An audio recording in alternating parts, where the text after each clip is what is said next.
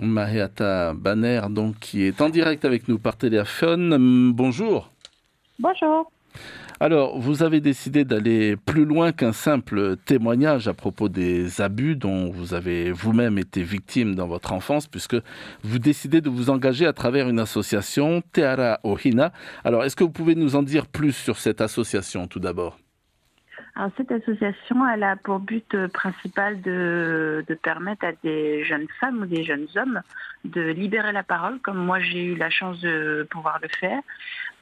Et une fois que la parole est libérée, c'est déjà plus de 50% de la guérison. C'est ce que je fais moi comme travail en ce moment sur moi-même. Donc j'avais envie d'accompagner ces autres personnes qui n'ont peut-être pas le courage de parler haut et fort de ce qui leur est arrivé et ensuite de pouvoir les accompagner dans la reconstruction de leur vie juste après. Alors, les abus, notamment sexuels dans l'enfance, c'est un sujet douloureux à aborder. Vous avez conscience que ce sont des cicatrices qui vont quand même s'ouvrir pour beaucoup de personnes si elles se confient à vous, et donc il peut y avoir beaucoup de réticence au départ. C'est ça, moi je le vois chaque jour à travers la page Facebook que j'ai ouverte pour l'association. Donc je reçois énormément de messages chaque jour auxquels j'essaie de répondre le plus vite possible. Et à travers ces messages, beaucoup de témoignages de femmes, par exemple, qui ont entre 30 et 60 ans. Donc ce sont quand même des âges assez particuliers. C'est-à-dire que j'ai beaucoup de femmes qui vivent avec des secrets depuis plus de 30 ans. Et qui aujourd'hui, à travers le témoignage que moi j'ai fait, se sont libérés de ce poids qui a été porté pendant tellement d'années. Donc effectivement, ce sont des cicatrices qu'on est obligé de réouvrir si on a envie d'avancer un peu plus loin dans la reconstruction de sa vie. Mais c'est nécessaire. Et on est obligé d'en passer par là. Alors vous, à quel moment est-ce que vous vous êtes dit allez, il faut que j'en parle, il faut que ça sorte ? Alors j'ai eu le déclic vraiment sur les dernières semaines qui se sont écoulées, c'est-à-dire que j'ai vu énormément dans les médias beaucoup d'histoires, beaucoup de procès au tribunal pour des enfants qui avaient été violés, des enfants qui avaient été battus, torturés par les parents. Et on va dire vraiment le déclic que j'ai eu, c'est aussi également le suicide de cette jeune fille au RSMA, qui m'a complètement fait vaciller, et je me suis dit que c'était pas possible de continuer comme ça et de laisser des gens souffrir autant autour de moi. Alors en parler pour les victimes, ça revient très souvent à dénoncer aussi parfois des membres de sa propre famille, avec les conséquences que cela peut entraîner. Vous en avez conscience ? Alors, j'en ai conscience puisque je fais moi-même l'objet de ça en ce moment, c'est-à-dire que j'ai pas plus tard qu'hier, je vais être honnête avec vous, j'ai des gens de ma famille qui m'ont contacté, des gens que je ne vois quasiment jamais de chaque jour, mais qui se sont permis de m'appeler pour me dire que je devais arrêter, que je ne devais pas continuer, que je devais la fermer, tout simplement. Et voilà, donc je pense que je suis un cas comme un autre. Je pense que beaucoup de gens vont passer par là, mais je me suis réveillée ce matin en me disant que c'est plus possible du tout que ça continue et que même les membres de ma famille n'avaient pas à me contacter pour me dire d'arrêter. Alors, à vous entendre parler, on a le sentiment que c'est encore un sujet très très tabou. C'est un sujet très tabou, ça va être un sujet très tabou pendant encore très longtemps. Mais moi, si je peux faire bouger les choses et que je peux libérer la parole, plus la parole va être libérée, plus ce sujet ne va plus être tabou, plus les gens vont pouvoir en parler librement et plus les choses vont s'améliorer. On ne pourra pas changer les choses du jour au lendemain, mais si déjà on peut commencer à faire vibrer un petit peu les choses et que les gens qui font ça se sentent concernés et honte de ce qu'ils font, là on aura déjà gagné une bonne partie de la bataille. Alors les abus sexuels, vous avez déclaré tout le monde sait ce qui se passe mais rien ne change, c'est-à-dire que les pouvoirs publics, les autorités ne font rien, c'est ce que vous voulez dire ? Chacun se renvoie la balle, c'est-à-dire que si tu vas voir le ministère de la Santé, ils vont dire que c'est un autre ministère, si tu vas voir l'éducation, ils vont dire que c'est encore quelqu'un d'autre. Personne ne veut vraiment s'attaquer à ce problème parce que je pense qu'il est fondamental dans la société polynésienne. C'est-à-dire que la femme polynésienne aujourd'hui a une place qui n'est plus la sienne, je suis désolée de le dire. Les temps ont changé, les mentalités ont évolué dans d'autres pays, sauf ici. Et voilà, je regrette chaque jour, moi qui suis entrepreneuse aujourd'hui, même dans mon métier de chaque jour, je vois encore qu'il y a des choses qui ne vont pas envers les femmes polynésiennes. Donc il faut s'attaquer à un problème social qui est beaucoup plus profond, la pauvreté, puisque c'est aussi la promiscuité dans les foyers, puisque moi je viens d'un foyer comme ça, qui permet aussi de lâcher un petit peu tous ces abus sexuels. Alors vous dites notamment qu'un grand nombre de victimes rapportent avoir déjà alerté l'entourage, la police, les conseillers d'orientation, l'assistante sociale, mais que leur plainte n'a pas été reçue. Ils disent finalement, eh bien, on ne nous a pas cru. C'est ça. C'est ça le problème, c'est que quand on est victime, déjà on a peur d'en parler parce qu'on a peur de ne pas être cru.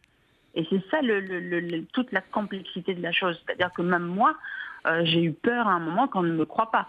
Et c'est pour ça que j'ai utilisé ma notoriété et ma page publique pour faire passer mon message, parce que j'étais persuadée, et j'ai eu raison, puisqu'il y a encore des gens qui m'appellent encore aujourd'hui en me disant que je suis une menteuse et que j'ai tout inventé.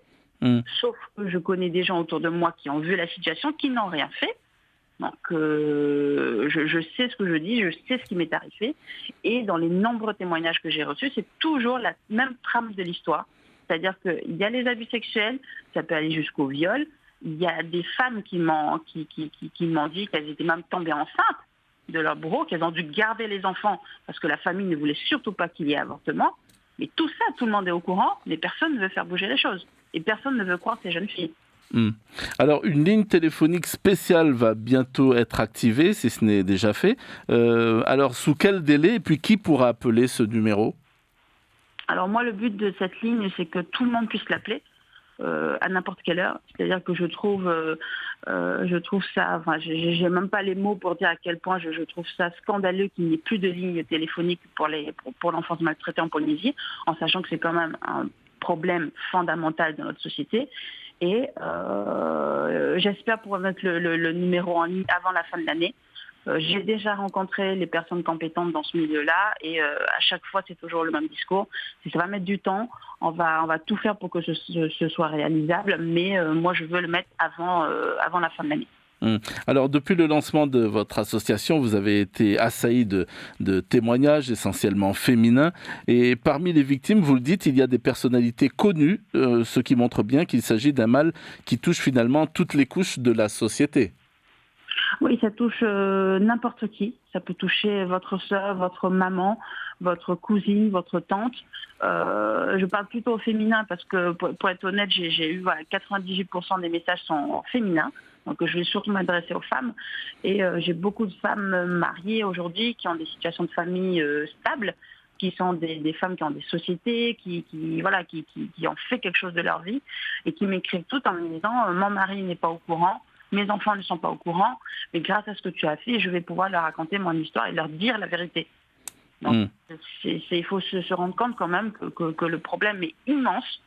Et surtout aussi, j'ai été très étonnée de recevoir des messages de gens connus comme moi qui font de la télé, de la radio, qui ont vécu la même chose, mais qui n'ont jamais eu le courage de le dire. Et certains m'ont dit qu'ils allaient utiliser le nom de l'association pour pouvoir se libérer lorsqu'ils seraient prêts. Alors, parmi les actions également que vous comptez mener, il y a ce spot publicitaire qui va bientôt être diffusé. Alors, ça va parler de quoi ?